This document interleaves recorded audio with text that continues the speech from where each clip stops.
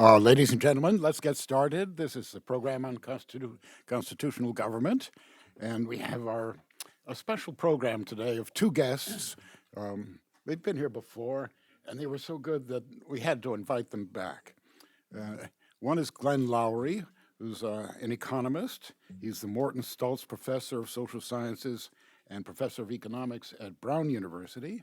And the other is John McWhorter, who's a professor of English and comparative literature at Columbia University. Well, without further ado, I'm just going to turn the meeting over to them. Thanks, Harvey. I'm Glenn Loury. Yes, we are back, John and I. You may be wondering, what is a tag team doing up at the front of a seminar room? And the answer is that John and I have a shtick. That's a podcast that we do together once a month or so, where we talk about politics and social issues, public policy issues, especially those bearing on race and racial inequality in America. We have something of a following. We're notorious and therefore entirely suitable for the seminar of the program on constitutional government. So in the spirit of that characterization, I want to say something provocative about affirmative action as my contribution to this convocation. Affirmative action is undignified and inconsistent in the long term with racial equality in the United States. That's what I believe, and that's a position that I'm going to try to defend briefly with this presentation. Affirmative action is undignified and inconsistent with inequality as a long-term practice, as an institutionalized practice, inconsistent with racial inequality in the United States. The first point I want to make is affirmative action is about elitism. It's not about egalitarianism. It doesn't apply unless you're selective. The only time you get into the business of affirmative action is when you've already committed yourself to a program of finding and selecting and distinguishing people who are especially good at something. You're rationing access to scarce positions at the top of an organizational pyramid. You're selecting from, 30,000 applicants, 1,800 who are going to be admitted to a program of study. That's when affirmative action bites. It's about elitism. It's about ethnic or racial or identity equality across groups within the context and against the backdrop of an elite selective activity. This ought to raise questions in anyone's mind if the goal is equality, equality of dignity and respect, equality of standing, of status, equality of substantive achievement and accomplishment, equality of productivity and mastery. If the goal of the policy enterprise is to engender a circumstance of equality between racial groups, the fact that the policy is applied within a context of elite selectivity is a first-order fact. It's not an incidental fact. So we're talking about choosing elites. We're talking about selecting amongst, quote unquote, the best of the best. Okay? When you have an underrepresentation of a group and you commit yourself as a matter of ongoing policy to evaluating them with criteria that are different, lower, less exacting than another group, you place yourself in a position where the achievement of the long-term goal of equality of standing, status, accomplishment, productivity, achievement, mastery, becomes elusive. You can certainly get equality of representation. You can get titular equality, formal equality, superficial equality, okay? Optics equality. That you can do. But deep down equality, hard to get there from here if the instrument of getting there is affirmative action. I don't want to be misunderstood. I am not saying that affirmative action, because it violates colorblindness, is ethically unacceptable. I don't believe that. I am not saying that affirmative action is inconsistent with the 14th Amendment of the US Constitution, which was supposed to enact the equal protection of laws. I happen to agree with Randall Kennedy, whose book, For Discrimination, makes the explicit argument that the 14th Amendment ought not to be interpreted so as to preclude the government from undertaking otherwise effective policy interventions that might happen to make use of racial information on behalf of the goal of eradicating or reversing the consequences of historic discrimination. That's Randall Kennedy's argument, not mine, but I agree with it.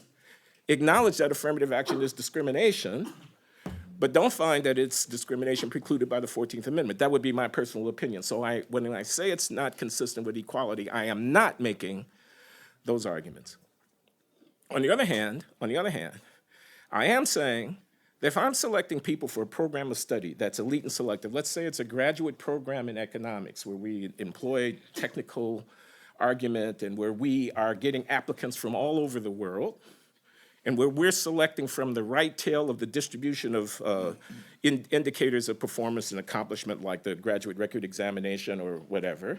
We're selecting from the 95th percentile, not the 75th percentile. I am saying that when that's the business that we're in, and we commit ourselves not in a transitional way, not because it's 1970 and we have to do something to get out of this box because there are no blacks to be seen anywhere in sight. The year is 2019. We're a half century past 1969, okay? When we commit ourselves as a way of doing business, this is what we're going to do. We don't have enough blacks. We're not going to assess the blacks in the same way that we assess everybody else. We're going to assess them differently because it's imperative that we get more blacks. If that's the business that we're in and we're committed to that in an ongoing way, that's the permanent, steady state practice. We may get titular representation, but we're not going to get equality. I'll tell you what we're going to get. We're going to get dishonesty. We're going to get lying. We're going to get relativism. We're going to get a withholding of judgments so as not to expose the consequence of the fact that we've selected into the elite venue on different criteria for one group rather than another. We're going to get looking the other way. We're going to get pretense. We're going to get contempt. We're going to get patronization. We're going to get shame, but we're not going to get equality. That's the position I want to try to defend here briefly. Sorry about that. Okay, so there's a problem. There's a serious problem of racial inequality in the country. It's a real problem. It warrants our attention. It demands to be addressed. It's linked to our ignoble history. Wrongs certainly were done from slavery onward. Those wrongs have had consequences, and those consequences manifest themselves in inequality of achievement and human development. They manifest themselves in outcomes such as what I'm showing you right now. This is a National Assessment of Educational Progress testing of the mastery of 12th graders in the United States in a recent year. This is reading, and I'll show you a slide about mathematics. This is reading. I want you to look at the proportion of African-American 12th graders who tested below basic proficiency in reading in the 12th grade. That's 46%. That's more than twice the fraction testing below basic proficiency amongst whites. It's a big number. It reflects a real problem. It shows us inequality of human development. These are people whose reading effectiveness is below basic proficiency. They have not achieved their full human potential. It's a scandal. Let's get angry about it, okay?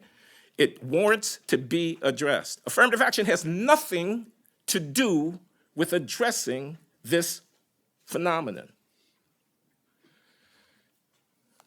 Likewise, with respect to mathematics, these are 12th graders in a recent year. This is the same National Assessment of Educational Progress. 70% of African-American 12th graders are testing below basic proficiency in mathematics. They also happen to have a category of at proficient and advanced. You'll notice there that there aren't any African-Americans reported to be at the advanced level in mathematics. How are they going to get into Caltech? How are they going to do a biology or an organic chemistry curriculum at Harvard or Brown or Stanford? That's inequality. It wants to be redressed. It's a scandal. It's an outrage. It's a historical inheritance. I'm with you about that. But affirmative action is a cover, a Band-Aid. It's a pretense. It's a diversion away from addressing the actual problem. I know why institutions do it, okay? The problem is a public good or a public bad. It's a problem for the country as a whole. Any given single institution can cherry pick a handful of people and can present an optic that enhances its brand as diverse and inclusive. But we're dodging the problem. We're not serious about equality. We're not serious about equality. Don't let them fool you when they tell you that this is about equality. It is not. It's about covering ass. It's not about equality, and it's about doing that at the expense of my people, if you'll pardon that. Okay? Because I actually care about the substantive development of African Americans. I care about the disparity in manifest achievement between racial population groups. I care about that. That's meaningful and important to me. Affirmative action doesn't address it. It's undignified. These are advanced placement course takers by race in a recent year. Total advanced placement courses taken, and also those in science and in mathematics. You can see what you can see there. There are substantial racial ethnic differences, and African Americans are lagging behind.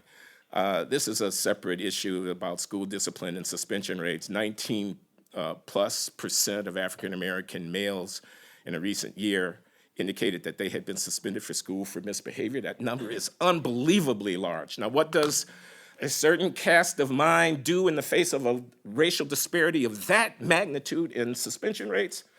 It directs the Office of Civil Rights of the Department of Education to send a letter around to every school district in the country telling them that if you don't get the disparity down to zero, we're going to send a lawyer around and we're going to mess with your federal funds. I'm not making that up. The presumption is that the disparity, I move now from college admissions to how we deal with discipline in public schools, but in any case, the point's still the same point. The disparity in behavior that results in a huge racial disparity in suspension rates wants to be addressed on its own terms. It's a serious problem.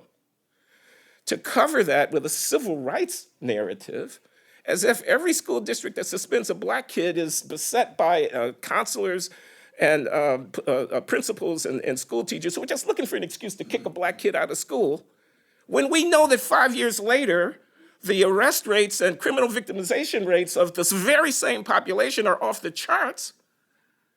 This is an early indicator warning to us about the inadequacy of the human development of the people who are being treated in this way, not about the racism of a school district. Are we going to get serious about equality? Affirmative action is undignified. Marrying ourselves to this policy as an ongoing and permanent way of managing any unequal representation is inconsistent with racial equality. When are we going to get serious about equality? Evidently not soon. Justice Scalia, in oral argument before the Supreme Court, asked the representative of the people who were defending affirmative action in court, I think it was a University of Texas case, whether or not it wasn't possible that trying to bring African-American youngsters who were otherwise not qualified for admission into University of Texas at Austin, rather than allowing them to go to less demanding schools where they might be better suited, given their level of development, to the curriculum and the student body of those less schools, whether or not that wasn't something that should be considered. Next day in the newspaper, this is what you get. A political cartoonist characterizing Justice Scalia in Klansman's robes, and Justice Sotomayor is saying down the line, you see they've got Justice Clarence Thomas asleep. Oh, I see Scalia has new robes now because he's a Klansman, because he asked a question.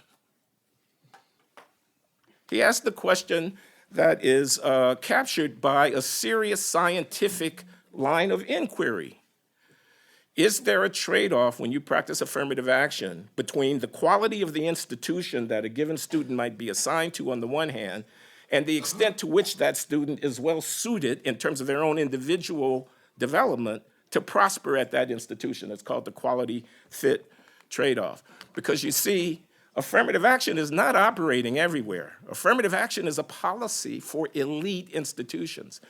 This graphic is showing you the proportion of the student body who are African American, ranking the colleges by the average SAT score of the colleges. 600 is a low number. Those schools are not very distinguished. 1,400 is a high number. Those schools are very selective, and you can see what you can see there. African American representation declines as the average SAT score of the student body increases up to your typical school where the kids are coming in with 550 on the SAT math and 600 on the SAT linguistics and reading. And then the proportion of blacks rises sharply. You know what that is? That's cherry picking. That's a school that is highly desirable by everybody, having the opportunity to increase the proportion of African Americans in its student body by bidding those kids away from other places. So they've got representation. But do they have performance? The answer, I'm sorry to have to report, is no. This is data from the University of Michigan Law School, if I'm not mistaken, taken from that lawsuit back now 20 years ago, where the law school at Michigan was sued for racial discrimination in its affirmative action practices.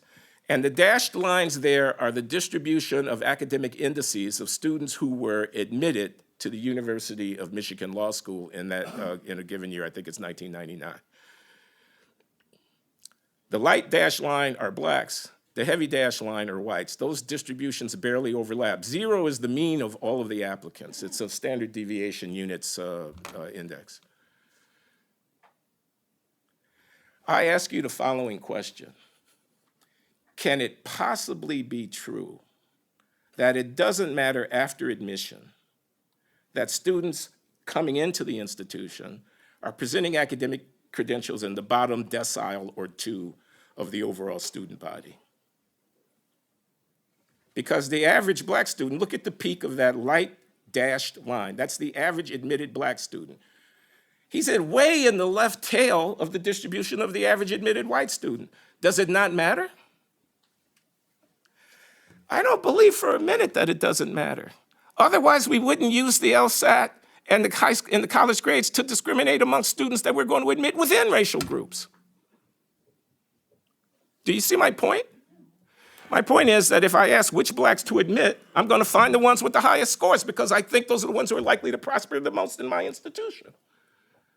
But when it comes to comparing blacks to whites, and I'm admitting blacks, most of whose scores are below the score of the typical white admittee, I'm going to argue that there's going to be no consequential racial disparity in the performance of those students after they're admitted. I don't believe that for a minute. Nobody who teaches a technical subject believes for a minute that performance on the GREQ doesn't matter for how well kids are able to follow lectures when you're writing the equations on the blackboard. Nobody believes it because it's not true. We're patronizing because there are going to be consequences post-admission, and now we have to lie about that. We have to pretend that it doesn't exist. We have to grade inflate. We have to dumb down. We have to flatten, because we don't want to expose the consequence of the use of differential standards for the admissions process in the first place. This is a disaster if the goal is equality. If the goal is presenting a front, it might just get by. But if the goal is dignity, a self-assured sense of mastery, a confidence of belonging, a knowing that one is actually elite as the designation is supposed to suggest, then this is a disaster.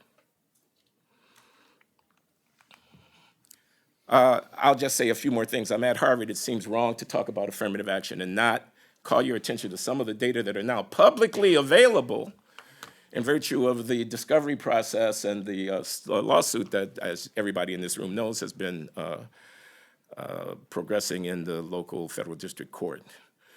Peter Garcia-Decano is an economist at Duke. David Card is an economist at Berkeley. Our city Acano is leading the team of expert witnesses for the plaintiffs in this lawsuit, the Asian American students. And Card is likewise leading the team for the defense of the university, the August University, where I have the pleasure of speaking at this moment. This is why they're in court. Here is the, let me see, what is it? Because I can barely see the screen. These are the admission rates by ethnicity and year of applicants to Harvard University over a period of 15 years or so in the first part of this century, from 2000 onward. The red line at the top are blacks. The blue line at the bottom are Asians. Harvard has become progressively more selective over the last 20 years, so admissions rates have fallen for everybody, and hence the disparity in those lines has narrowed. but you can see that there's a substantial disparity disadvantaging Asians and advantaging African Americans. These are, again, I can barely see that screen, higher than average SAT scores. So these are the SAT scores of admitted and applying people at Harvard University over a series of years, broken out by ethnic group.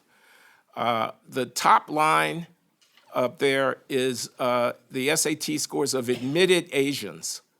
The bottom line is the SAT scores of admitted blacks to Harvard University over that period. You can see what you can see. Here, interestingly, these are all applicants, is a breakdown by ethnic group of the distribution across deciles of the academic index of the applicants. The decile is the 10th percentile, the 20th percentile, et cetera. So decile number 1 is people who are in the bottom 10th of the applicant pool. Decile number 10 is people who are in the top 10th of the applicant pool. 60% of African American applicants to Harvard in the years in question were in the bottom 2 deciles of the applicant pool. Over a third, or roughly a third of Asian American applicants to Harvard University in the indicated years, that's 15.85 plus 16.73, are in the top 2 deciles of the distribution of academic indices among students applying to Harvard University. That disparity is huge. Now, let me just make a technical point. Application is selective. It could be that many underqualified African Americans are applying to Harvard University, disproportionate to the number of underqualified Asian Americans who are applying. So we shouldn't take these data as necessarily dispositive because application is endogenous. But what are you going to do with this table? This now tells me the admissions rate, holding constant the decile of academic index for the respective groups. Nobody gets into Harvard in the bottom 2 deciles. Those are fractions of 1% of those applicants who are being admitted. But in the top decile, in the top 10th of the applicant pool, the admissions rate for African Americans is 49.45%. You've got a coin flip chance of getting into Harvard if you're black, and you're in the top 10% of the applicant pool. If you're Asian, you've got less than a 10% chance of getting into Harvard if you're in the top 10% of the applicant pool. Perhaps even more interestingly, let's look at people who are middling in their performance relative to other applicants to Harvard, the 6th or the 7th decile, okay, 60 to 70%, 70 to 80 percentile in performance. If you're black, you got a quarter to a third of a probability of getting in. If you're Asian, you got a 2 or 3% chance of getting in. What's that about? Well, David Card is going to tell you, and I don't mean this personally, he's merely representing his client, that it's because Harvard seeks well-rounded applicants. He's going to tell you that academic performance is not the only thing that Harvard is interested in.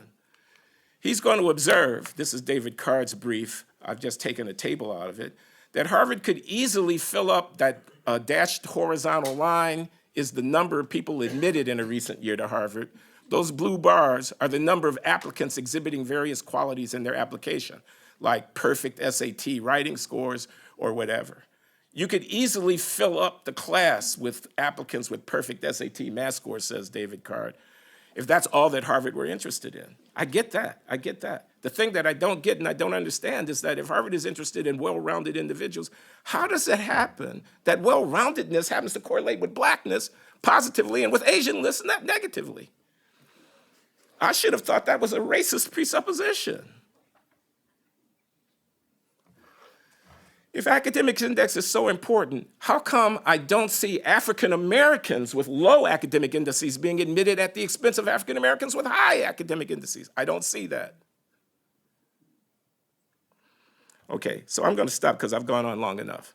Affirmative action is undignified. It's a policy meant for an era long gone. We are no longer in the 1960s and no longer in the 1970s. The objective disparity of human development across racial groups must be addressed on its own terms. If you want to ask me how to do it, I'm happy to have a colloquy with you about that. My mouth is not a prayer book. I don't happen to have all the answers to these very difficult questions, but I know what the problem is, and I know that this is not getting at it. Thank you.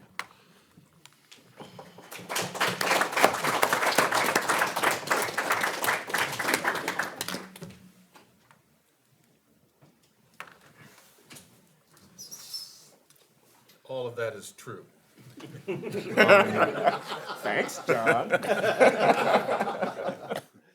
I'm going to talk about something different. I think that an issue that is leading in the race discussion these days, and I think is going to continue to during this calendar year, is a revival of the idea that Black America would benefit from reparations being granted by the United States government, not just for slavery, that's an old version, but for slavery and Jim Crow, and also redlining policies that persisted officially until 1968, and of course, in practice, somewhat beyond that, that idea having been especially publicized by Ta-Nehisi Coates in a famous piece in The Atlantic. So, an idea that is back in the headlines after having been in them what feels like not long ago to me. As we straddled this particular millennium, we talked about reparations a lot, but now it's back, is that it is necessary for America to come to terms with the nasty history of Black people in the United States by expressing regret through reparations being given in some way, along the model, of course, of reparations that were given to Japanese Americans, and not just the ones who suffered internment, but even their descendants. That's supposedly the model. This new idea disturbs me deeply, but I think that if one is to be, if you want to call it a commentator or even a pundit about these issues over a long period of time, you're probably not doing your job if you don't bend a little bit. I would hate to be caught having exactly the same opinions about things now that I did 20 years ago. I would hate for someone to ask me, what's something new that you have on your mind now that you didn't have in even, say, 2013, and for me to only have word salad to express. You have to engage with the times and hopefully have a dynamic relationship to things that are going on. And the reparations issue is interesting in terms of race advocacy on that level. This is the crux of the issue. I've always been asked, are you in favor of reparations for slavery? And I say that we have to extend that to Jim Crow and redlining. It's no longer about what happened before 1865. Nobody is arguing that. But are you in favor of reparations? And I've always said, yes, they've already happened. And it is alarming to me how much that argument is utterly ignored by the people who espouse these reparations, whatever color they are, whatever political stripe they happen to be. It's a very important point because what we're often told is that America has never acknowledged what it did to Black people. There's never been a serious engagement with what happened. America has never, as it's always said, come to terms with racism. And to tell you the truth, I'm going to give you 3 object lessons here. This is the first one. That's a lie.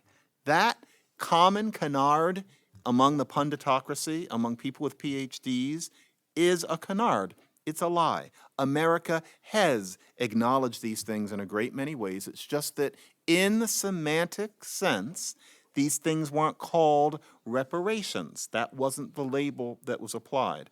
But to say that nothing has been done is simply denialist, and I think based more on emotion than empirical engagement with reality, for example.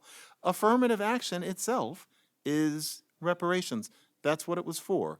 And anybody who says that affirmative action has only benefited white women is 1, wrong, and 2, would have to put up or shut up when they think about the fact that the second that affirmative action is threatened, they jump out of their seats saying that affirmative action has been a massive benefit for Black people. Enough said. Affirmative action was reparations.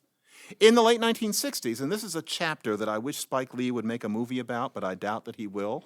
It's a kind of lost history, is that welfare was transformed with the outright, outwardly spoken goal of bringing more poor Black people onto the welfare rolls.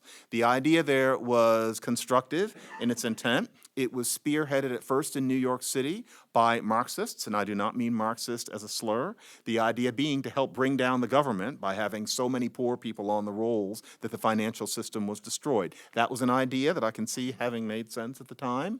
But what it meant was that welfare went from what it is in an old movie, which is a white woman knocking on somebody's door, wearing a flowered hat, and wanting to make sure that a poor widow doesn't have a man in the home anymore. In other words, a stingy program that had just squeaked through being passed during the Depression, to a program that allowed there to be multi-generational welfare families where no one ever cared whether the woman, one, had anyone else to help her, and two, got a job. That's the welfare as we knew it that Bill Clinton mentioned. That didn't exist before about 1966. All of that happened in between 1966 and 1972.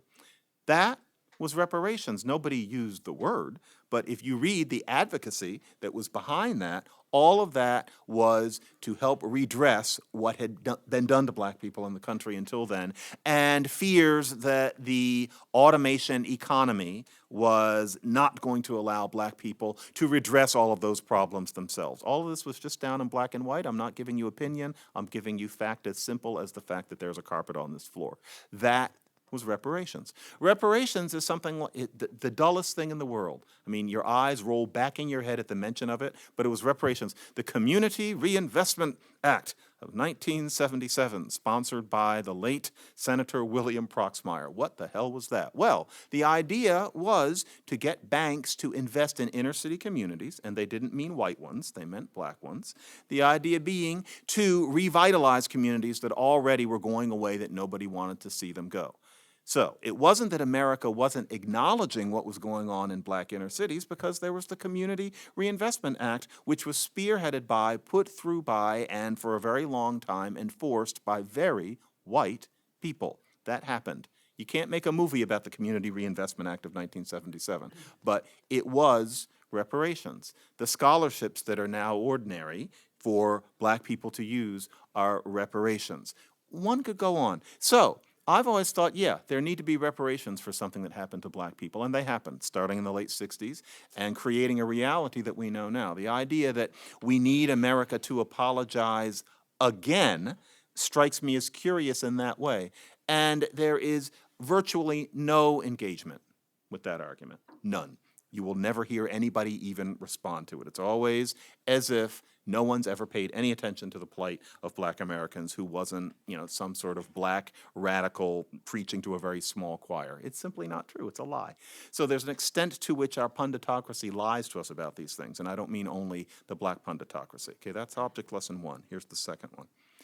Reparations is interesting to me also in that even when you go beyond the punditocracy, not to say there isn't an overlap between the punditocracy and academicians, but once you go to people who make their living studying these sorts of things, there is a tragically anti-empirical view in terms of what has created today's problems in black America.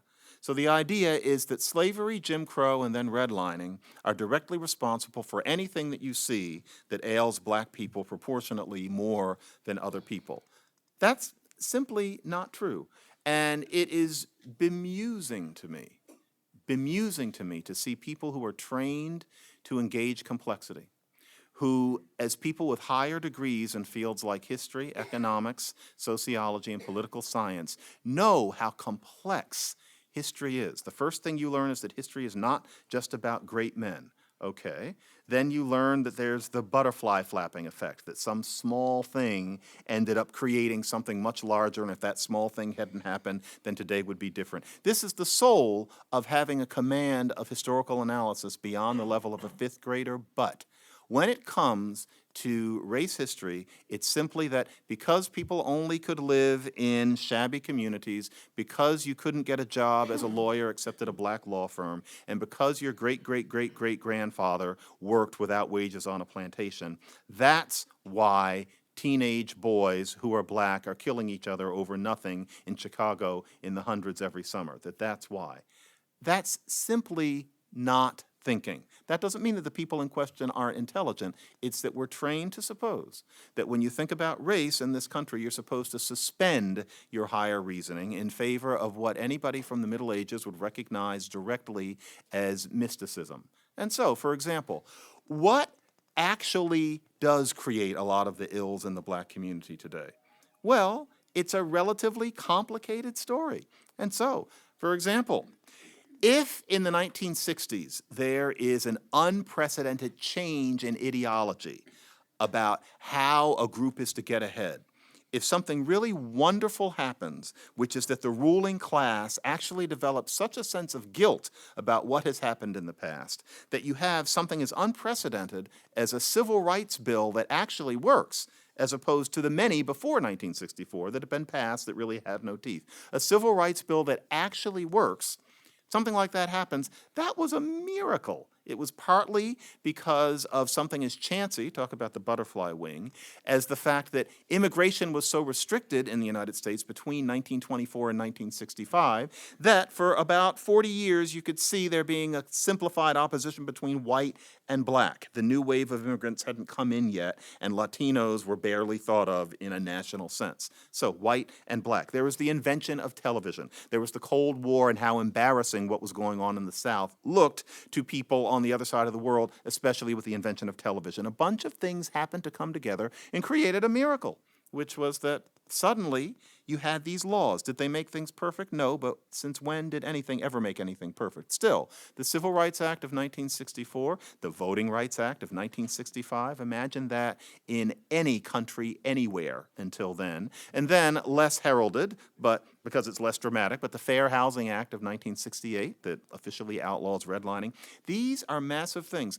Inevitably, in the wake of things like that, though, you are going to have a certain sense that if agitation got us these things, then a general agitational attitude is something that we must maintain, even in the face of less concrete goals.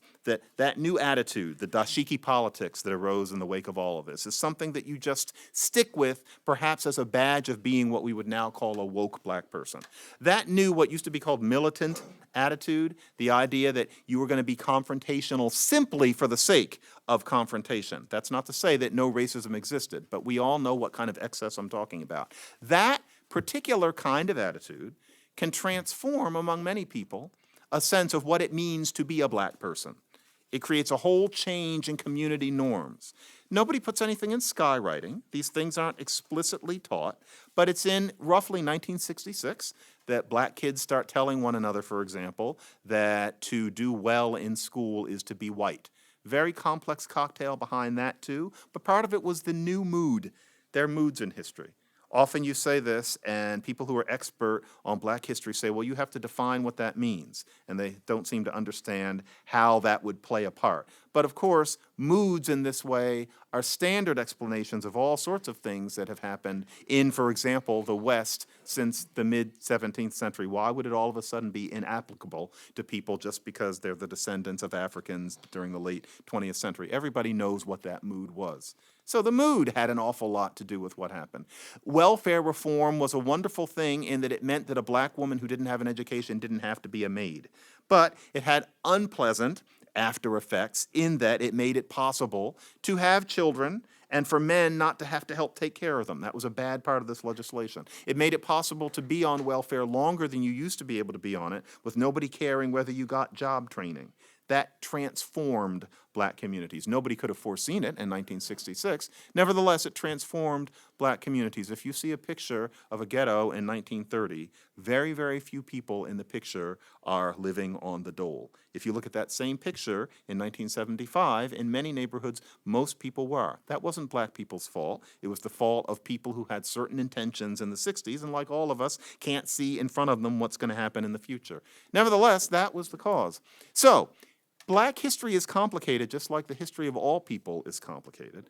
And to suppose that slavery, Jim Crow, and redlining alone are responsible for even most of what ails black America is not to study black history. You're not a historian. If that's what you think, you may be many things, but you are not studying the progress of human affairs over time and how causality works. You maybe don't know about it, you maybe lack curiosity about it, and all that's fine. You're probably expert in something else. But it means that when you say that black ills today are due to those three things and that therefore we need reparations to address them, you're naive.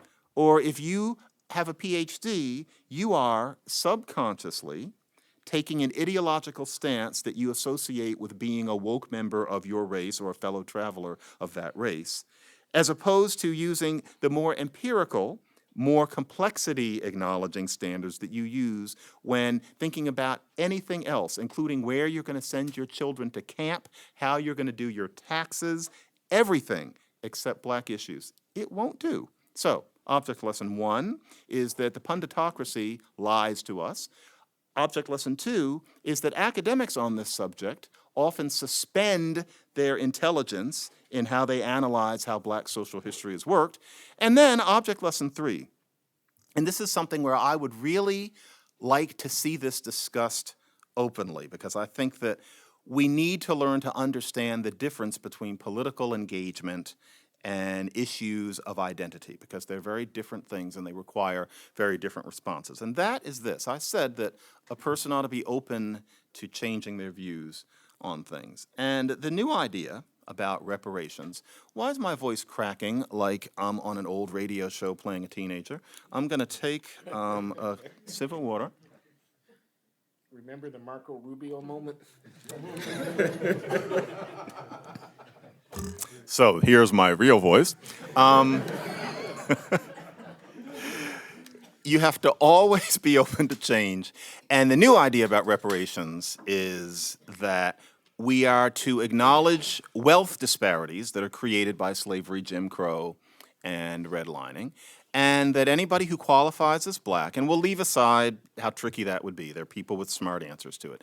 Whoever qualifies as black is going to get money pumped into their bank account. Maybe it's $50,000, maybe it's $100,000. The idea being that to redress this wealth gap would be a way of repairing. Now, deep down, my feeling is I wouldn't want to get money for something that happened even to my father. Deep down, I don't think that various people being given money is going to solve the problems that ail us. But still, and Glenn, I don't know if I've shared this with you, but my position on this is if it's going to be about this wealth gap and pumping money into black people's accounts, I am inclined to say, okay, let's try it. I dislike the patronization involved in this. I dislike the oversimplification of black history. I dislike taking money from, I'm John Hamilton McWhorter V. John Hamilton McWhorter I was a slave. I don't deserve payment for what he went through. I didn't know him. No one knows anything about him. A photograph doesn't exist. But apparently that's just me. Okay, maybe we can have these reparations. Let's do it. But I think that America should hold the feet to the fire of the people who are espousing this with the following requirement. If this wealth gap is redressed, then the people who have asked for it, the people who are saying that we need to have a conversation about it, especially after they have or haven't gotten into office, the people who are claiming that they're so interested in this issue must allow, if the reparations happened, that America has turned a corner. They must allow that it means that America has addressed the sins of the past. They must allow that America has come to terms with race. That doesn't mean that they have to pretend that racism doesn't exist, but that has to be celebrated lustily and honestly, looking America into the eye. All the people with 3 names, as I call them on blogging heads, have to be able to say, yes, if there were reparations, then something has really happened, because I sense in my gut that if reparations did happen, the people with 3 names would immediately be on MSNBC. They would immediately be in The Atlantic, in The New Yorker, saying reparations is a beginning, not an end. People who were coming into the punditocracy biz would muse about how it's problematic to suppose that you can solve these problems just with money. 400 years of torture, and they're solving it by just giving us a check. No, no, no. I will not be behind it if that's what it is. And the possible riposte, I've got about 2 more minutes in me. The possible riposte, I don't know how that word is pronounced, that it's not that anybody thought reparations was going to be anything but a beginning. No, that's not why we're going to have the reparations. Because the question is, if after the reparations happen, you're going to be just as angry and teaching the same classes and saying the same things on TV and teaching future generations of black people to be just as aimlessly, recreationally angry as you are, then why do it? What was the purpose? Why not do the sorts of things that actually will help, especially poor black people, be less poor? Why not espouse those things and then maybe have the reparations as a certain token kind of event afterward to put a cherry on the sundae? In which case, if you want to say that it didn't really matter, it won't matter because we will have already done things that actually do.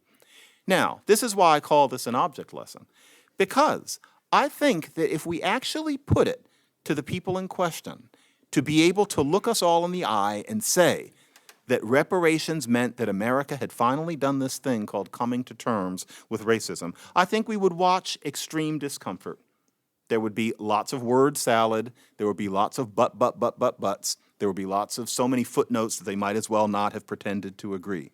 We would watch people very uncomfortable with the idea that we could ever get past all of this nastiness. And when we see it, we'll see something that I've been arguing for about 4 years and will not re-argue here, which is that a lot of the way we're trained to think about race is based more on emotion and advocacy and identity than on actual political engagement. And we need to start calling people on that. That needs to be a clear meme. These people need to be put on the defensive. Are you being a parishioner? Or are you being somebody who's interested in change? Because being the church lady does not help poor black people in any real way. So reparations is going to be interesting, and it's going to be especially interesting to me because I'd like to use it as a way to show whether the people who call themselves advocating for black people are actually interested in anything changing. The tragedy is I don't think they are. The reparations issue is uniquely posed to reveal that problem, especially to those of you who are on the fence about race issues, whose views have not hardened the way Glenn's and mine have, and are looking for a way of actually solving these problems. And you can see that the world is imperfect, but that the things we're being told by the usual suspects don't seem to be exactly constructive. Thank you.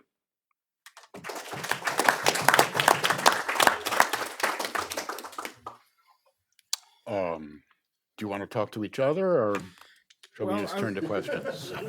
I don't want to debate my friend here. I agree. We never do that. With what was being said by and large, but I do want to make a couple of observations, a couple of, if you like, friendly amendments. I'm sitting here thinking you were talking about politics at the end, about how, in some sense, apolitical the reparations argument is, because it is.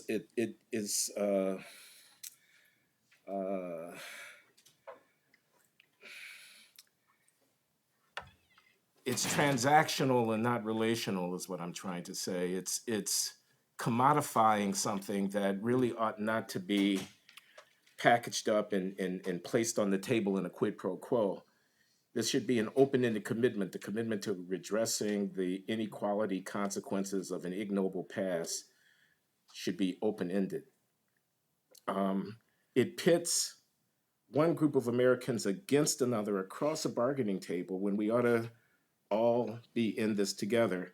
I'm reminded of Mark Lilla's unforgettable phrase, identity politics is Reaganism for lefties. And what he means is, instead of it being a straight out, every tub on its own bottom, I got mine, you get yours, Jack, kind of libertarianism, instead of it being that, it's I've got my group, you've got your group, you've got your group, you've got your group, and we never actually get, this is Lilla, not me, but I agree, a working class politics that's aimed toward trying to make for progressive public policy that advances the conditions of people who are disadvantaged. Lilla, like me, wants to see a healthier polity across the board. Lilla, like me, thinks that the politics of reparations and more broadly identity politics claiming is the enemy of achieving that goal, since it's inconsistent with the creation of the kinds of coalitions and the kind of mutual interest, shared fate for American voters broadly that's a precondition for achieving that outcome. So that's one thing I want to say. Okay. Questions now. Yes. On that topic of reparations round one versus reparations round two, going off of what you just said, do you see on the theme of programs like affirmative action or anything that doesn't address the fundamental issues themselves, such as reparations in general, as is reparations round one less undignified and inconsistent with long-term inequality, or long-term equality rather, than reparations round two? Well, if on John's account, reparations round one was the Civil Rights Act of 1964 or Voting Rights Act or Great Society. whatever. Yeah. I would not in any way argue that those enactments were undignified for Black people. Remember, this is me, my argument was we begin with affirmative action, with elitism.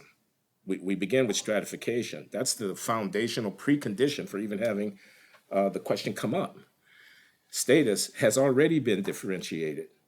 So the idea that I admit into a high-level strata people from this group who do not exhibit the same mastery as people from other groups do is undignified in the sense that it creates a condition where their membership in the stratification is predicated not so much on their accomplishment and their performance and their exhibiting of excellence, but rather on their identity. And I don't see any analogy between that circumstance, on the one hand, and the idea that I want to get rid of poll taxes or literacy tests, or that I want to enjoin employers from exercising their racial prejudice by not hiring Blacks on the other.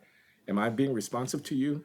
Yeah, I guess I wasn't really thinking about that. I was thinking about something like the Community Reinvestment Act, because the examples that you just listed don't really strike me as reparations so much as they are addressing the very issues we ought to be addressing. So if we were to like define reparations with something more along the lines of the Community Reinvestment Act and affordable housing policies, things like that, from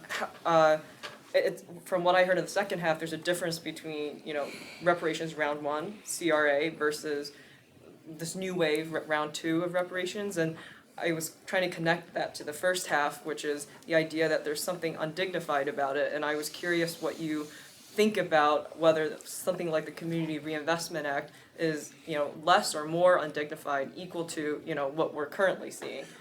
Well, the issue of dignity comes down to, is reparations part two, if there were such a thing, something that really will create change, or is it something which is a kind of patronization dressed up as progress? And it seems that we see the answer in that for so many people it's attractive to come up with this reparations idea that would involve white people having egg on their faces and acknowledging something, as opposed to things that show signs that they would actually work. And so, for example, just three things. And it's interesting how they're considered somehow not exciting. I've tried these things in front of audiences of the relevant people, and it just won't do because it doesn't make the white man look bad. But there needs to be an end to the war on drugs. The war on drugs has everything to do with why a certain demographic of young Black man can go the wrong way. If that were taken away now, in half a generation, there would be a whole new Black America right there. Now, we're seeing the beginnings of that. I'm happy to see that. Long-term acting reversible contraceptives for all poor women. Now, I'm really thinking of Black women, indeed, that's my interest, but any poor woman should have free something that she can have put into her that will allow her to do whatever she wants with whoever she wants, but not have a child by accident. That would solve an awful lot of problems in what we call the inner city. Too many births are accidental, and many people are not inclined to interrupt a birth, to interrupt a child's growth once it starts. Okay, fine. Just let's not have so many start. And poor women have advocated for those. Just that. It's not exciting. And a lark, as it's called, doesn't have anything to do with Mitch McConnell, getting his comeuppance about Black America's history. But still, it would work. Or also education. Too many poor kids are taught to read via the whole word method. God, that sounds so trivial. But somebody is taught that the word little, well, you just have to learn it as little as a chunk. That works for middle-class kids from book-lined homes. It doesn't work for poor kids. It's done in black kids for 50 years, frankly, forever. And it's been discovered through hardcore educational research that you need to use phonics, this particular method that can teach somebody who has never seen a book how to read in 10 seconds. And I know my daughter is living proof. She lives in a home where there's no oxygen. There's so many books. But still, I taught her through this method, and she was reading at 3. No, she's not. Doesn't have an IQ of 300. This could be anybody. Teachers should have been doing that. So that would help too, because if you don't read well, then school doesn't work, and next thing you know, you're out on the corner. Those 3 things. If those 3 things were advocated, if somebody could come up with a catchy name for those 3 things, in 20 years, we wouldn't be talking about the plight of black America. But no, instead, we have to pump wealth into people's accounts and say that it's America coming to terms with racism, poised to, before the ink is dry on the legislation, tell everybody in smart pieces in Salon that it doesn't really matter. That does not strike me as intelligent activism. Manny. I was wondering if we go back to the 60s a bit here. Must we? I'm not an advocate for Malcolm X, but it seems to me, I wonder if there isn't anything to the some of the arguments he was making as to the problems with the integration approach. That is, if you have one group of people and their performance is poor compared to another group of people, and also they've been wronged, as blacks have been, horribly in the history of this country, psychologically then, maybe it makes more sense for them to have some greater degree of self-government and self-identity to go down that route. So, if we're going to do identity politics, then, maybe there's an argument for something that is modeled on a much more demanding sink or swim kind of approach. For the problems in that, I just wonder if there wasn't some, basic correctness to that. Well, maybe in 1965. Why would I throw away my birthright of American citizenship, of membership in the nation broadly, on behalf of a separation strategy? I get the psychological comfort of that. And I certainly get the defiant attitude that I would associate with Malcolm X. I'm going to go to the white man and ask him to solve my problem. This is the same guy that had a boot on my neck until just yesterday. What lunacy is there that I think that he or she gives a darn about my condition? I'm going to, I don't want nobody to give me nothing. Just open up the door and I get it myself kind of attitude. So I get that. But I want to just emphasize this thing about 1965, Black Power, the Nation of Islam and all of that. That was one thing of a particular historical period, understandable in its context, but it's deeply, deeply politically misguided in the 21st century. This is a great, wealthy, powerful nation. African Americans are 10, 12% of the polity here. We've got a birthright going back many generations here. I'm not giving that up. No, I've often wanted to give it up. This is a way that I have bent over the past about 5 years. I've given up on this. I think Malcolm X made a certain amount of sense in that. An awful lot of black people say white people make me uncomfortable. I don't like the way they look at me. I feel judged. Well, one solution to that, as opposed to saying that as a way of thinking that whatever that judgment is going to go away, is to just have a certain amount of separatism, black nationalism. And so you advocate, for example, for all black schools, and you're told, oh, goodness gracious, it's the segregation. What are we going to do about the segregation? And next thing you know, you have Bill de Blasio trying to create affirmative action in New York's most rigorous public schools so that there'll be more brown faces. Of course, South Asians are brown, but we need not be too particular. So I think... and they're also poor. And poor, yeah, dirt poor. And so, no, I would agree, but you can't get past, you have to choose your battles. And the good thinking person today thinks that segregation is what you must watch out for. And so if you have poor black people all in a room together, then they're going to be dumb together. If you have poor black people all in the community together, then it's inevitable that they will start shooting each other, as opposed to poor South Asian people in an entire community called India, where, for example, that seems to happen much less. But it's somehow different if you're the descendant of a slave. No, it's true. No, bunch of poor brown people all together, they are going to start shooting one another, and you have to understand that. No, That comes from our it was smartest. it was overlooking the communal violence in India that I There's was trying some, to warn you but against. I don't There's a think lot we- of dead bodies, man. But it's not because they're all together. Nobody says that. Okay. Cade. Yeah. So my question is concerning the affirmative action. So with the recent college admission scandal, the thing that was most peculiar to me is that none of the students who got in without having the merit to get in failed out of the classes, right? So I think there's been a fundamental transformation in the purpose of American colleges, which is to funnel people into high-paying jobs, especially elite colleges. Could that not be a form of addressing the discrepancies in the races in high school performance by funneling African-American people into high-paying jobs so that their kids can go to high-paying private schools and they can learn in the same way that white students are, and just kind of address that gap? I'm sorry, I'm not hearing you very well. You're saying that instead of affirmative action in higher education, No, so I'm saying, isn't affirmative action a way to kind of solve that performance gap by saying, across generations, because people Yes. come through Harvard and then they get a good job and their kids are more advantaged, they live in suburban Connecticut or whatever it is and go to good schools, and so next generation, 30 years out, we won't need affirmative action. correct, yes, sir. Hasn't worked. Well, I mean, we are 50 years down the line. I'm not aware of any serious effort to measure the transgenerational beneficial consequences of affirmative action. So I wouldn't want to preclude the possibility that there could be something there.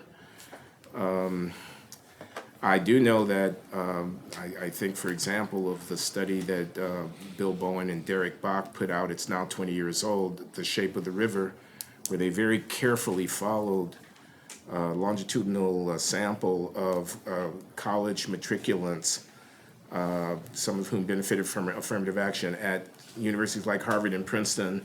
I think there were 24 top schools, including liberal arts colleges, in their sample. And they were able to look down the line 10 years after graduation to see what kind of careers, what kind of graduate education, what kind of community service the people in their sample who benefited from affirmative action exhibited in the first 10 years of their post-college careers. And they found pretty strong evidence that there were lasting effects in the lives of the people who benefited from affirmative action in terms of pursuing postgraduate degrees or establishing themselves in the professions or becoming leaders in their community and so forth. So that at least gestures in your direction, but I think it's a pretty indirect, causal mechanism that you're calling attention to. I would be dubious about whether we could establish the performance gap disparity being eliminated as an indirect consequence of the use of affirmative action. I'm open-minded about it, but I would be dubious as an empirical proposition about that. Professor Zeckhauser. So I have a question, and then I have two questions, actually. The first question is, Glenn, you spend all your time talking about affirmative action at Brown and Harvard. I mean, basically the elite of the elite. But there are also affirmative action programs to get Walmart to promote more blacks to be managers of departments within a Walmart, or to hire more police recruits, more plumbers, or whatever else it might be. And I just sort of wonder whether you were too focused on this, our area. My other question is, I'm less concerned about reparations and affirmative action than the discussion today would be. I'm much more concerned about the statistics that you presented and the ignored but magic trio that John happened to mention. I mean, which all seem quite plausible, and at least your statistics very disturbing. And what I'm wondering is, if you talk to black political leaders, if you talk to white liberals, who generally would disagree strongly with you about many policy proposals, do they recognize these phenomena as sort of the source of the problem? I mean, the big things that we should be trying to correct, because affirmative action isn't going to do it, reparations aren't going to do it, so on and so forth. I mean, the fact that little black kids, particularly poor black kids, aren't learning to read, and we're not going to get there unless we get people to read. Or do they ignore that? Or do they sort of say, it's not worth discussing that, that's not my job? I think they're trying to control the discourse. I don't think people are foolish at all. I mean, I don't think people don't know that the principal threat to the integrity of black life in the country is people with guns in these neighborhoods shooting each other. They know that just as well as I do. But I think that the idea that you would invoke that, which changes the narrative of the public conversation in a decidedly different direction than they might want to go. I'm giving the example of Black Lives Matter and police behavior as one case of a number that we could cite. I think people know that schools are not working very well for the youngsters who are dependent on public education in certain cities in order to have a chance in life. But if you start talking to them about interventions like, giving parents more choice or providing funding for charter schools or something like that, they're going to take a predictable position in opposition to that. I don't think by any means that people, leaders, spokespersons, pundits, black or non-black, who speak on behalf of the interests of the African American community, they're not stupid. I don't think they're honest, however. I think they would, as I say, try to control the narrative in the discourse by pointing attention at a predictable set of pressure points where they think that they can move the policy needle in a direction that they might want to move it. And I think that they want not to have to grapple with the consequences of putting responsibility on the quote-unquote victims. There's this avoidance of blaming the victim. I have people marred by history, but who nevertheless have choices to talk in a language that points out the opportunities foregone or the responsibilities that they have for their own circumstances in a way to put the onus on them as opposed to the onus on. So this rhetoric that we hear about structural racism and white supremacy, in my view, is one part factual historical account, and three parts narrative manipulation and a kind of effort to control the discourse. That's what I think. On the issue of affirmative action, you remind me of something that our friend, the late Tom Schelling, once said to me back in my anti-affirmative action days when I was at the Kennedy School. He said, okay, you don't like affirmative action for blacks in elite venues, but what about affirmative action as a general policy intervention in many other circumstances? The undignified stance that I took here was premised, as I've said earlier, largely on the supposition that the use of differential standards to judge the suitability of an applicant by race was for people who were being distinguished by, honored by, anointed by the act of the selection. There was something special about that. Imagine having it leak out of the people in Stockholm or wherever they meet that the Nobel Prize in whatever the field might be was in any way being influenced by the committee's consideration of, well, we haven't had a black or we haven't had a whatever.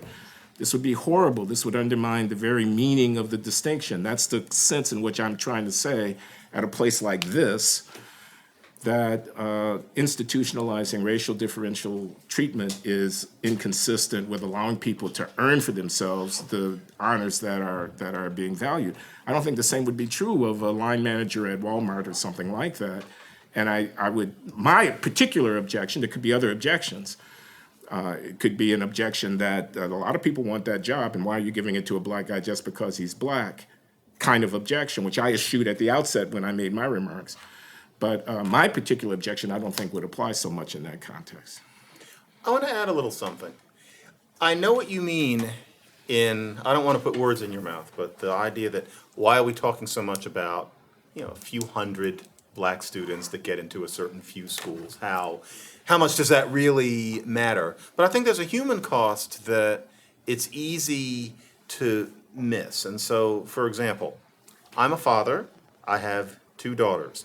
Their mother is white, but we are told by many people who are quite angry that we are to classify my daughters as black women, okay? So they're 4 and they're 7. When they apply to college, if the climate is the way it is now, they will get in anywhere they apply. Let's face it. They're going to be smart. They're going to make good grades. They may not make A pluses all the way across the board, but they're going to be smart and they're going to have some activities. You know, their father is not the most unknown person in the world. They're going to get in everywhere they go. Their friends, Jewish girls, I don't know why I keep bringing up South Asians, but in our neighborhood, South Asian girls, you know, the whites are actually a minority in our neighborhood. They're going to get in here and there. You know, they're going to be subject to the luck of the draw. But my black daughters will get in anywhere. The idea being that they suffered a certain amount of racism when they were growing up, or their father did. You know, all the racism I had to fight to get up here from New York. This racism means that they get to get in anywhere they go. Now, first of all, they probably won't be thinking about it, but I don't like it. I feel that my daughters would be devalued by that, and if somebody white tells me that I shouldn't, I'm not sure they're thinking about it very much. And more to the point, what's next is when one of my daughters, one of them's probably going to like science, is going to come home when she's about 20 and say that somebody told me that I only got in because of affirmative action. And the truth is, she did. There are those policies, and we're learning about how an Asian person has barely any chance, whereas a black person can basically just walk through the door. It's not right. It's just not right. And the way we're trained to think about it is beneficent. I don't think, Glenn, that it's a matter of people trying to exert control. It's people trying to be good people. But it creates something disgusting.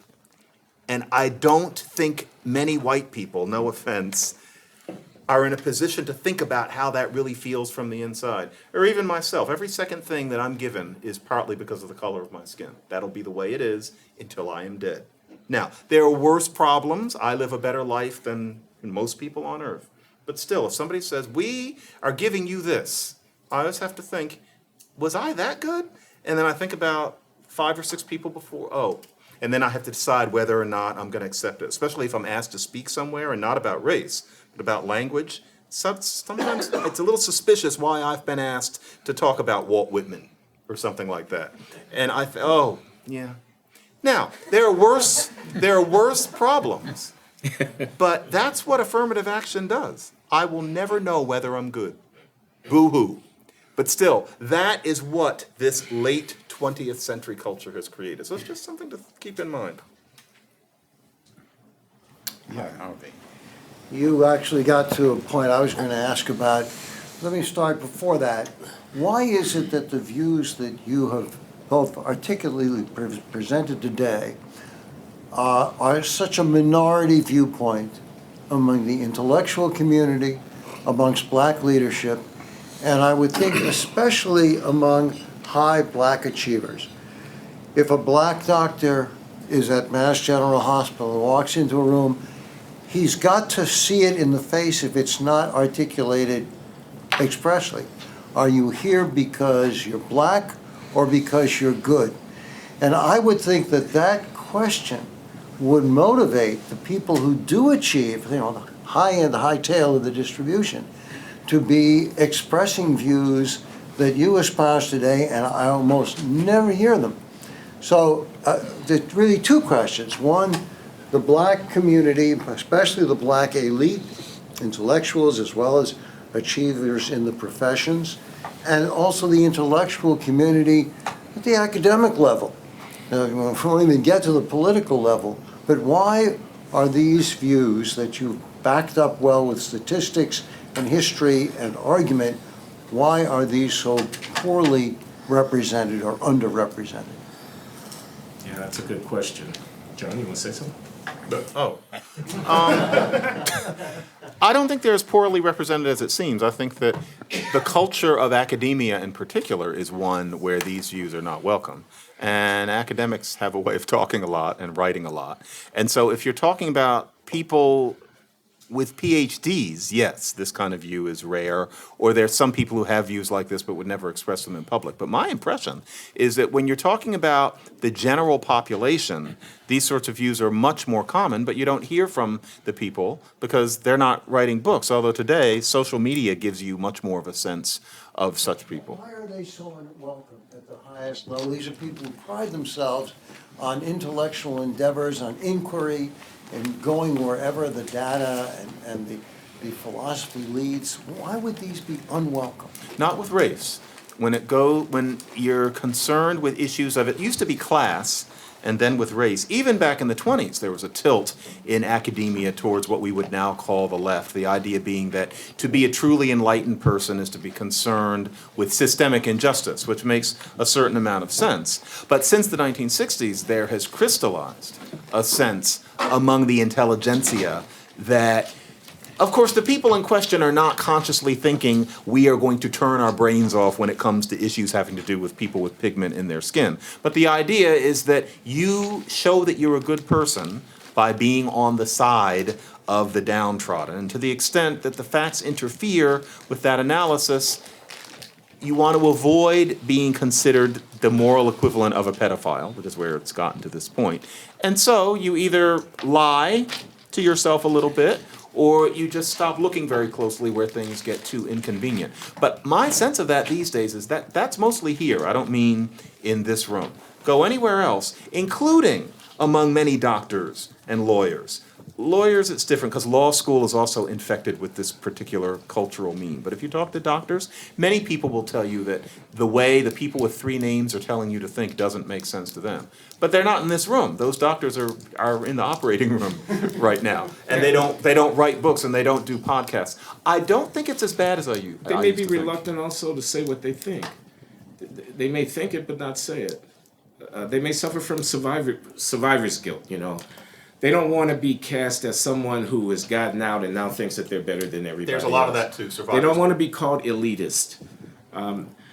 You see people, I see this all the time. I'm a beneficiary of affirmative action and I'm proud to say it, they will say, which is a kind of exactly the opposite of what one might think a person should say if they have in fact achieved objective, outstanding achievement in whatever their field might be.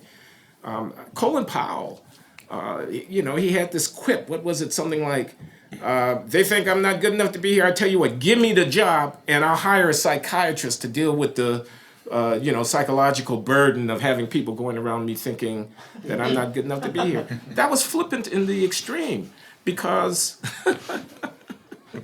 if you end up on the faculty of an Ivy League university, if you end up at the leading edge of a technically demanding discipline where you're trying to demonstrate that you're as good as the next woman or the next man over it. And, look left and right, somebody's not going to be there. Somebody's not going to get published in Journal of Political Economy. Somebody's not going to get tenure. Somebody's not going to get the chair at whatever the university is. Every one of these people is a neurotic.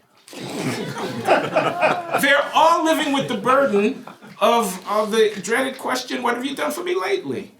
I'm talking about people who write important books, but it's their first book and will the second book become, they're all of us in this rarefied environment are looking over our shoulders, worried that we're not good enough and what are we going to do next and how can we justify our presence here? That's just the nature of the condition, okay? So to burden African Americans trying to make their way in that kind of rarefied atmosphere with the additional kind of encumbrance of everyone sitting with their arm folded across their chest, tapping their toe, okay, we gave you a chance to get in here, let me see what you can do. Or worse, thinking to themselves, you're not really that good. You're kind of mediocre, but we won't say anything about it. We'll kind of look the other way. I mean, I think, I may say too much here and we're being recorded, but I'll say it anyway. I think what happened between 1968 and 1975, at least in the academy, was an unmitigated disaster. I think a guy like Martin Kilson, who used to be a member of the faculty here in the government department, Hateful man. and who opposed Hates everything. never mind that. In 1968 or 1969, he was one of the few African Americans speaking out against setting up separate academic departments where the black scholars could come into the university and tend to the black students about black things. He was saying, yeah, let's study race and politics in the political science department. Let's study race and economics in the economics department. Let's study race and literature in the literature department. We didn't do that. Instead, we took a step onto the slippery slope of relativism. We entered into a world of identity pedagogy,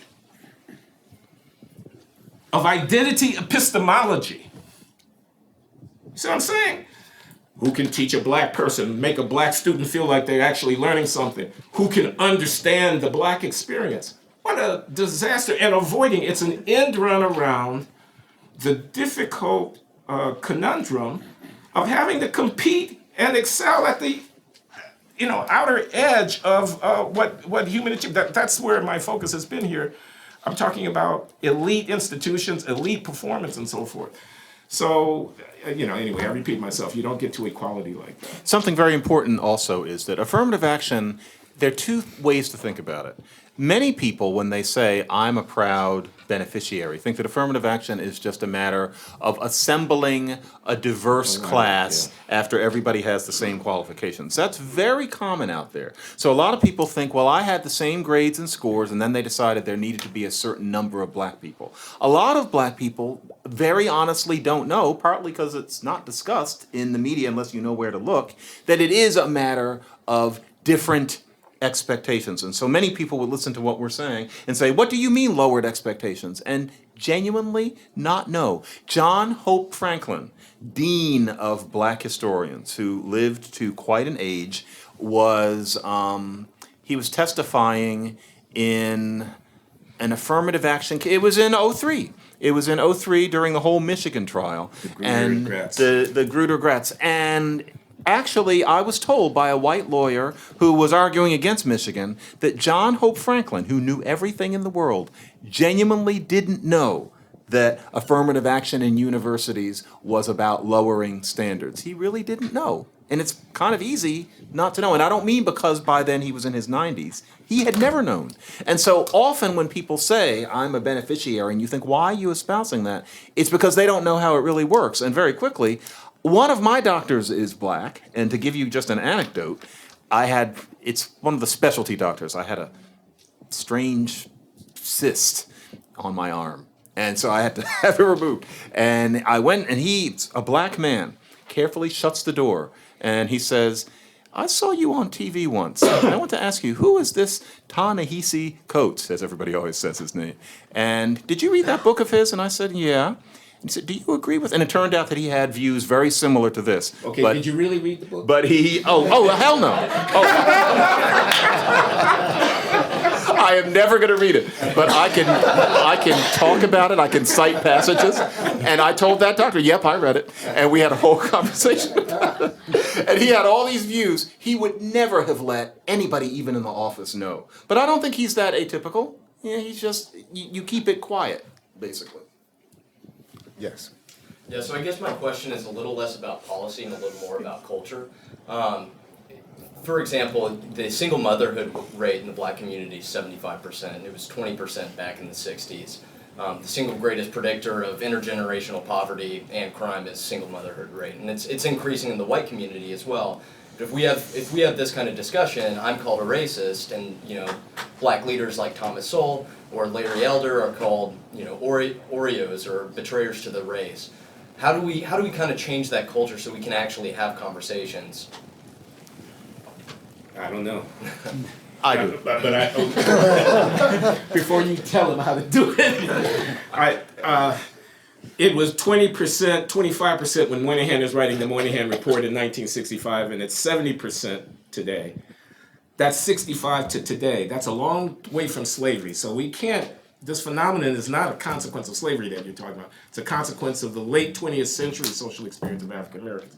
The other thing I want to say is, there's another side to the culture observation. What about the culture of success cultivated by those communities that are sending their kids at high rates into these very selective venues? I'm talking about Asian American immigrant communities here in the United States, and I'm talking about Jewish working class communities on the East Coast of the U.S. 100 years ago.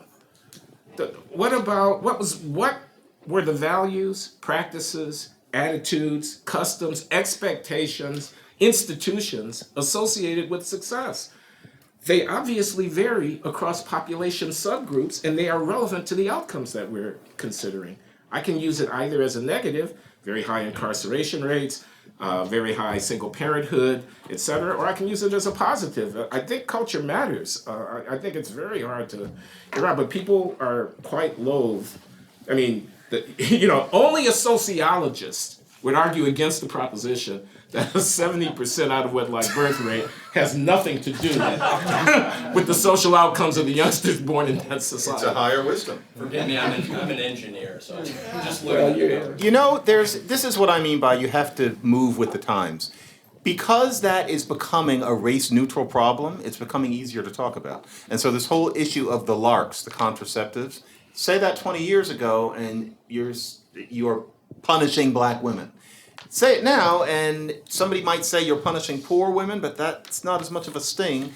And you can make a point that you're not punishing anybody. It's not racialized. It's that you shouldn't have kids until you're ready, and if it's an accident, you end up doing it anyway, and that's not the way it should be.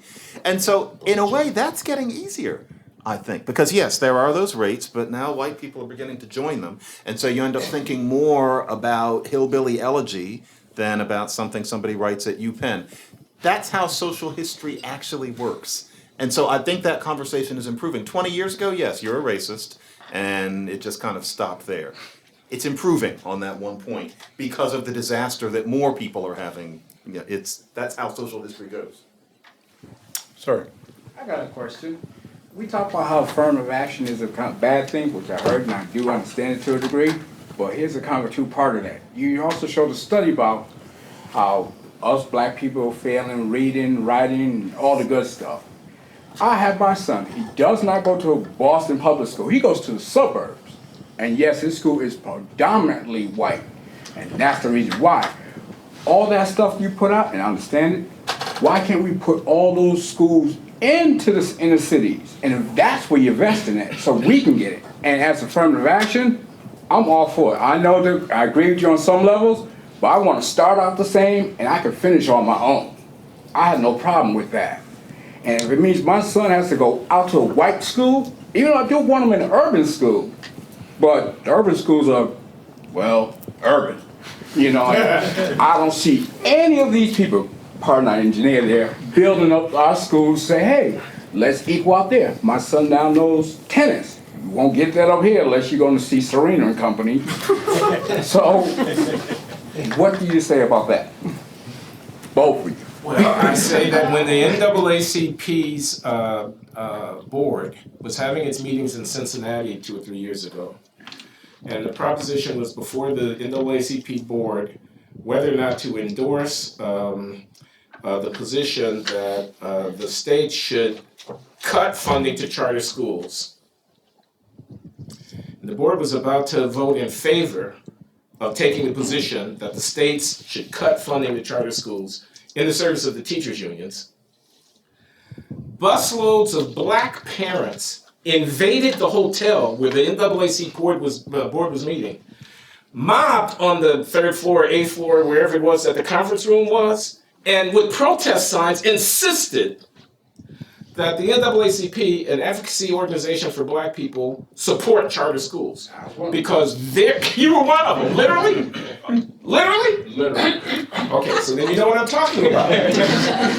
The political problem of improving urban education is a very serious political problem. If you believe in equal opportunity and equal rights for Americans, you ought to be on the side of shaking up that system. It is my humble opinion. I think the social scientific evidence bears this out. I'm not saying every charter school is great, because that's not true.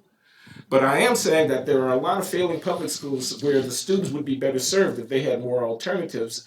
And interested parties are standing in the way of that happening. And why black leadership organizations would align themselves with those parties contra the interest of their own people is something that we need to examine. I'll end this. You were really there in Cincinnati? Yeah. He also read the book. I did clip notes. All those studies you put out about all those black people, failing whatever. Does anybody in this room does not know that's already out there? We already knew this like from 60s, 70s, 80s till today. Is that something that nobody knows about? This is the issue. The question is what we do after we say those things. And often we're told that what we do about it is we make white people not be racists. And we've been saying that for about 50 years. And it doesn't look like it works beyond a certain point. And so I think we need fresher solutions. So for example, you say bring the plush suburban school into the inner city. Of course that's the solution. But how do you fix a crappy inner city school? And the simple truth is, people think about this all the time, and nobody knows. Glenn doesn't know. I don't know.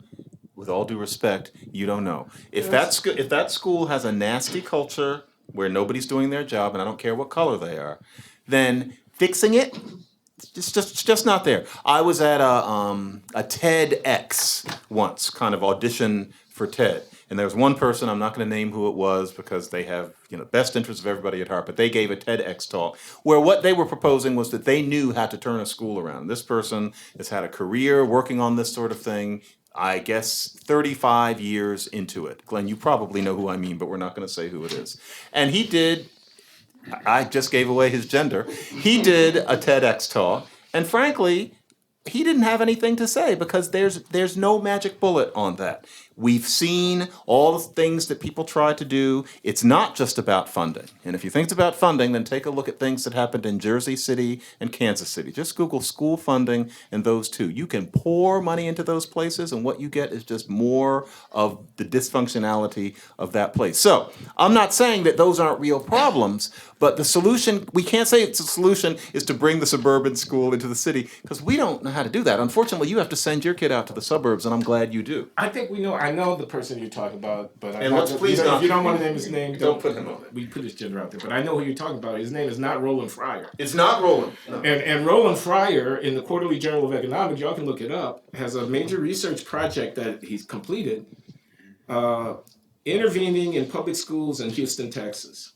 He somehow convinced the Houston Unified School District to give him control over the hiring and firing of principals and teachers in a dozen Houston public schools.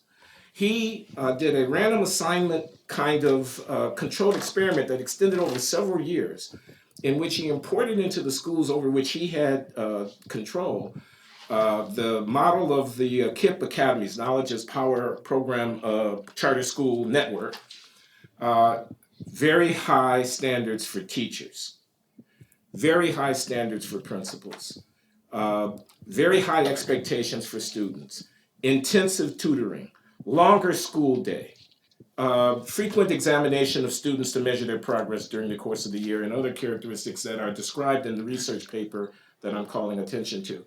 He found that as between black students assigned to the control group of schools that did not have his intervention, and those assigned to the schools that had his intervention, within 2 years, a half standard deviation difference in the achievement in reading and mathematics of the kids in the schools that he was influencing compared to those. That's half of the actual racial difference on average between performance of the populations, closing half the gap in 2 years with schools that had a highly funded, well-run version of a charter school program implemented in those schools. So, I mean, I'm not saying it's a magic bullet, but the idea that we don't know anything about it, I don't think is accurate. The problem is political, not epistemic, in my opinion. The problem here is political. Yes. Thanks for a very powerful two presentations. Sandra Day O'Connor ruled when she was on the Supreme Court that America needed 25 more years of affirmative action, and then somehow we wouldn't. Was she guessing? Why did she get to that point? She wanted to push it ahead, which is understandable. If I had been her, I would have done that. And the magnificent thing about that line is that that was 16 years ago. And so now we only have 9 more years. And then apparently it's time for a change. And so whatever she was hoping was going to happen in that time has not happened because social history is complicated. But yeah, you could hear a big sigh go up along the whole Acela corridor when she said that, because it meant that we could just keep on doing the same old stuff that makes everybody feel good. But that was now so long ago that there are people who were just being born when she said it who are now having sex. So it's time. It's time to rethink again. That Michigan decision was really disturbing, and pretty soon it will have been a quarter century. I think the significant thing is the social science prediction, she was way off, and I think she might have even walked it back a little bit later in life. I'm not certain about that. But I think the significant thing is the unequivocal acknowledgement that affirmative action is a state of exception, that it's something outside of the way we ought to intend to run our institutions in an ongoing way.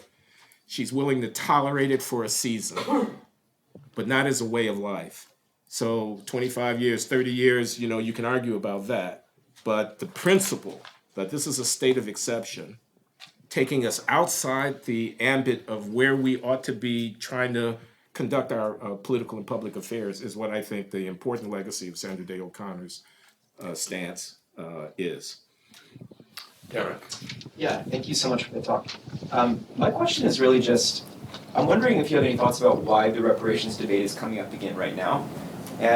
Obviously, the inequalities that reparations would hope to or aim to redress are real, but have they gotten worse? And if not, why now? Why is this coming Two up? answers.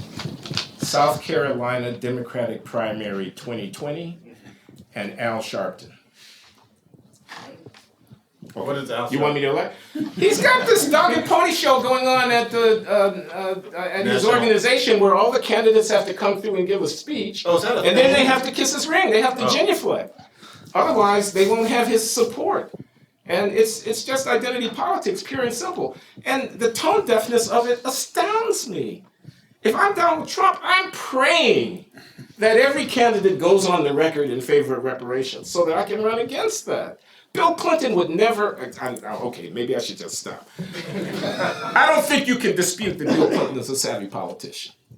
He'd never be in this business of endorsing reparations, knowing that he had to run against Donald Trump in 2020. That's nuts, politically.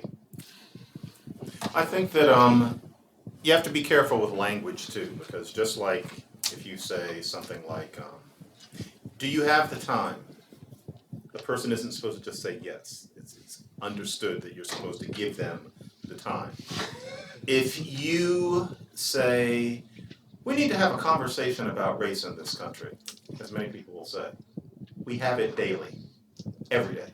America is obsessed with race. A naive Japanese immigrant to America would immediately process, boy, they sure are about this black thing. Anybody would see it. Yet, it's considered intelligent to say we need to have a conversation about race in this country. What that really means is America needs to understand how racist it is, and I, as a white person, understand that. That's how you say that. A new way of saying that, especially if you're running for office, is to say, we need to have a conversation about reparations. You don't need to really be thinking about it. It's a way of saying, I feel black pain, which Bill Clinton did say. The new way of saying it is to say, we need to have a talk about reparations. I'm not saying that those people are nasty and cynical, but if you're Elizabeth Warren, you're a very white person, you're not associated with race issues. I'm not even going to make the obvious comment about the way that you indicate that you do care about the black thing, which I think she does, in a way that's going to be memorable. You're not going to start reciting statistics, because look what happens when she does that, is you're going to say, we need to talk about reparations. If I were Elizabeth Warren, I'd do that too. So I think that it's just a gesture. It's this little flag that you wave. Well, with that little suggestion, we have to stop. And thanks so much. This has been even better than last time. Try it out next year. Thank you, Harper.